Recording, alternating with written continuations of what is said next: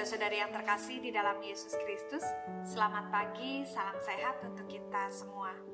Pada Kamis ini kita akan kembali merenungkan bersama kebenaran firman Tuhan di dalam Sapa Gembala. Namun sebelumnya Bapak Ibu, mari kita bersatu di dalam doa. Kita berdoa. Tuhan Yesus yang baik, kami mengucap syukur untuk hari yang baru yang Tuhan sediakan untuk kami anak-anak-Mu.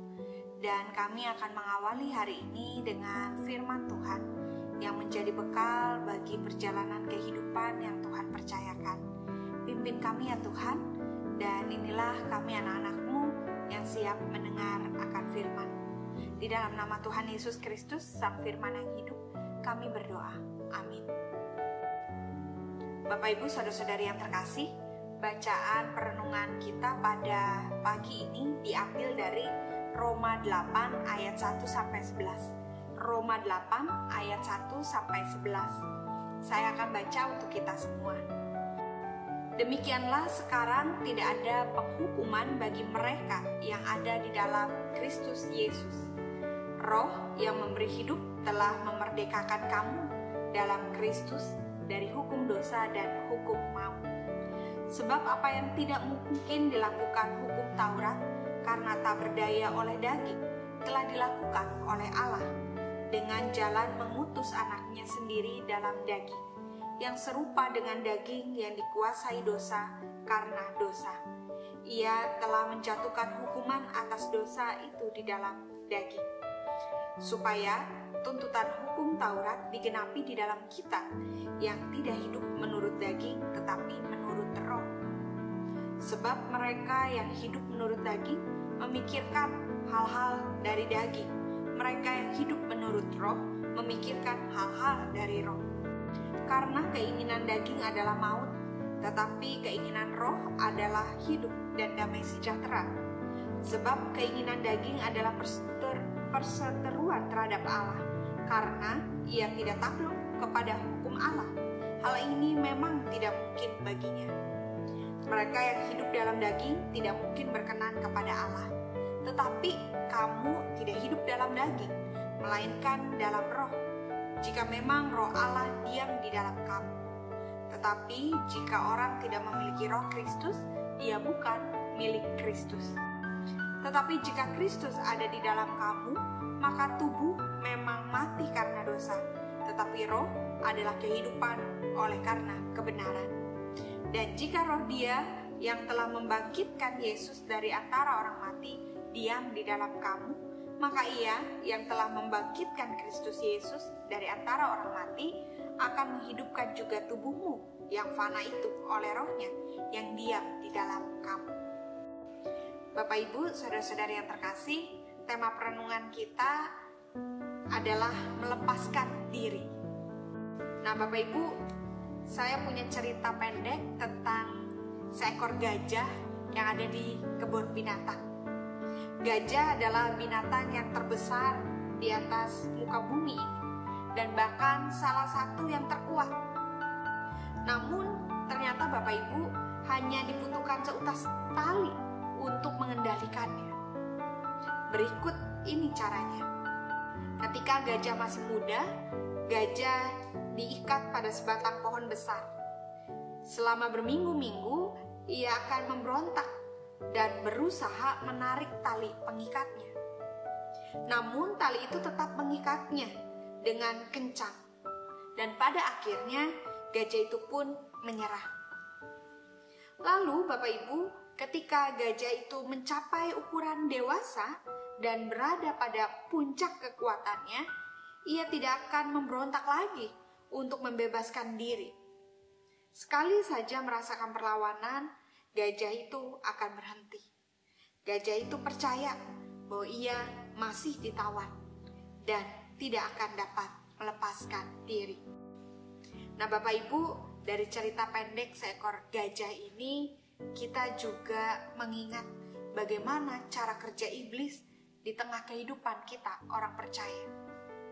Iblis dapat memainkan tipu daya yang sama untuk membelenggu dan mengikat kita. Alkitab meyakinkan kita bahwa sekarang tidak ada lagi penghukuman bagi mereka yang ada di dalam Kristus Yesus. Kita telah mengalami kemerdekaan dari hukum dosa dan hukum maut. Namun, musuh dari jiwa kita berusaha memperdaya kita untuk percaya bahwa kita masih dibelenggu oleh dosa. Dan itulah cara kerja iblis di tengah kehidupan kita selaku orang percaya. Jika demikian, Bapak Ibu, apa yang harus kita lakukan selaku orang percaya?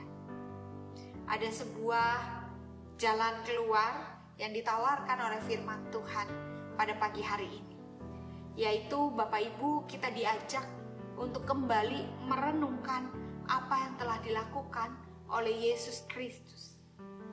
Yesus Kristus telah mati demi dosa kita dan bahkan menyatakan berakhirnya kuasa dosa atas kita.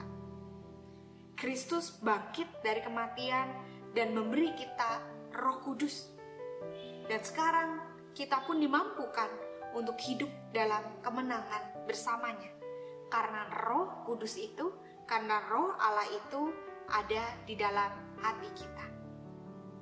Apakah saya dan Bapak Ibu mampu untuk terus memegang hal tersebut? Apakah saya dan Bapak Ibu terus yakin ketika Roh yang membangkitkan Kristus di antara orang mati ada di dalam kita?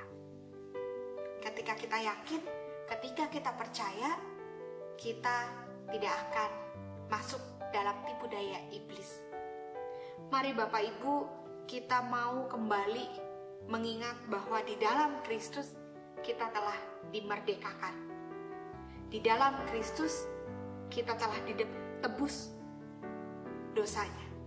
Di dalam Kristus kita telah didamaikan oleh Allah.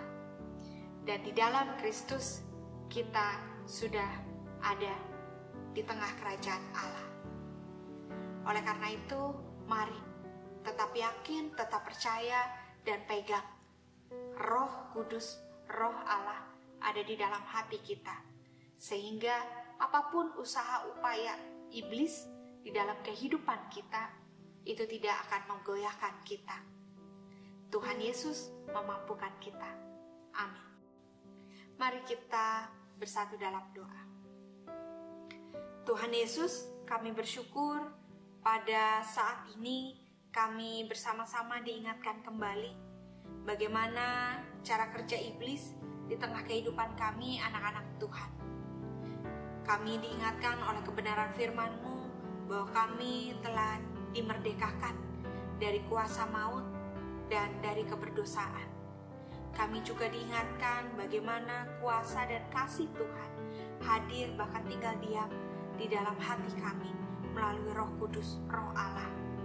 Biarlah ya Tuhan, ini menjadi bekal di dalam perjalanan kehidupan kami selanjutnya, sehingga kami semakin kuat di dalam Tuhan, kami semakin semangat di dalam Tuhan, bahkan kami semakin menyatakan apa yang menjadi kehendak Tuhan di tengah kehidupan kami, anak-anak Tuhan. Terima kasih ya Tuhan, inilah kami anak-anak-Mu yang mau menyerahkan kehidupan kami hanya kepada kuasa dan kasih Tuhan saja. Terima kasih ya Tuhan. Di dalam nama Tuhan Yesus Kristus, Sang Juru Selamat kami yang hidup, Allah kami yang hidup, kami berdoa. Amin.